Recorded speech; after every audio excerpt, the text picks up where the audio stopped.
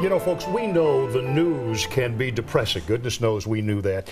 That's one of the reasons we wanted to find stories that will inspire you and also lift you up as well. We definitely have that tonight. Our Ann McGill brought you the news this morning, but she is coming back this evening to bring you the first in a very special series of reports.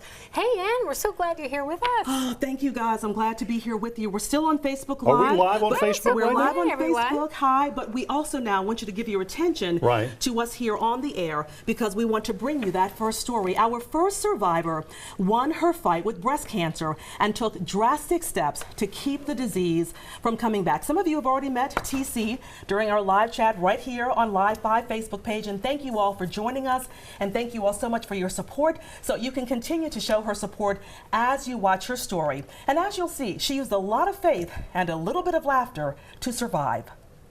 Letecia Jones Cannady is known as TC to family and friends. Her journey as a breast cancer survivor started in 1971. She was just 9 years old when her grandmother was diagnosed. I remember her just sitting up in a chair a lot of the times, just crying, and I would be rubbing her head and say, "Mama, don't cry." I actually called my grandmother Mama because she raised me. Her grandmother beat breast cancer. Her mother didn't. My mother was diagnosed with breast cancer in 1993. In 1994, she passed away at the age of 53. TC was in her early 30s when she buried her mother. Still, breast cancer wasn't done challenging the women in her family. I had a cousin that actually passed away in the year 2000. Then her mom's sister was diagnosed with breast cancer. She survived. TC knew that eventually it would be her turn. She started getting mammograms at the age of 35, and in 2002, at the age of 40, they found it. I actually kind of knew I would have breast cancer right after my mother passed.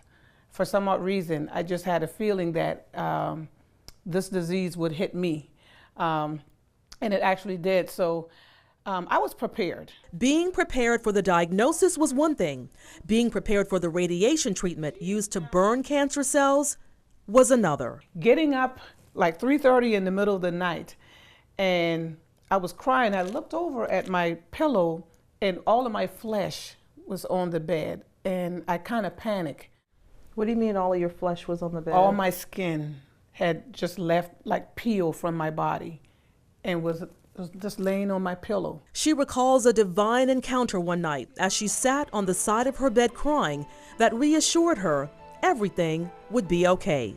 And I felt like these hands, they came around me, and I was feeling it like that. And I said, "Oh my God," I said, "God is real. God is real." And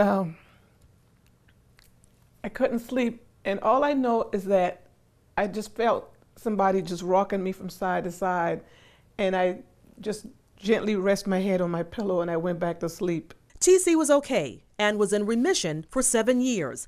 Then in 2009, test results gave her a scare. It turns out it wasn't breast cancer, but because of her family history, the odds of the cancer returning were very strong. So TC made a drastic move. On the advice of her doctor, she underwent a double mastectomy. When you're thinking about living and wanting to be around for your grandchildren and your children, you know, if it's going to save my life, yes. During reconstructive surgery, doctors removed fat from another part of the body to rebuild her breasts. TC says it was a painful and slow recovery. I couldn't walk. I couldn't bathe myself. I couldn't basically do anything for myself. She needed several surgeries to complete the reconstruction process, but has no regrets. She says living cancer-free is worth it. Right after I had a few surgeries after that, and after my treatment in 2009, when my grandbaby came to stay with me, and I was just thanking God that I am now over this, you know. But I'm so glad I made the decision to have it done. I really am. TC is known as the comedian in her family, and she said laughter helped her to get through the surgeries. Okay, so you're a comedian, so let's laugh. How you like your new boobs? Girl, these things are perky. TC had another reason to laugh after all she had been through. She got married for the first time, but of course, she had some concerns. The question was my husband going to accept me the way I am? And that was the question.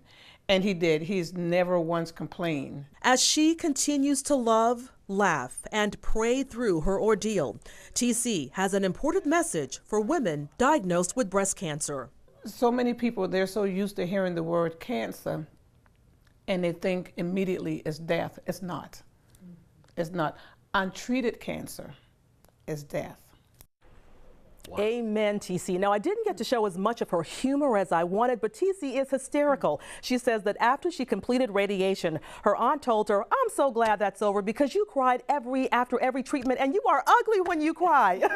No, you're not. She's beautiful. She definitely is. That's exactly so what much she fun. said. You light up the room. We love you, TC. Tell everybody what TC stands for. Well, for those of you who don't know, TC does stands for too cute. Too cute. And she is too cute. Great story. We love you. And to end on a serious note, you do the Race for the Cure walk every year on Daniel Island. I do. So you really want people to turn out and support that to help in the research to find a cure. Exactly. Thank you for coming. Amazing. Thank you for putting up with Ann McGill.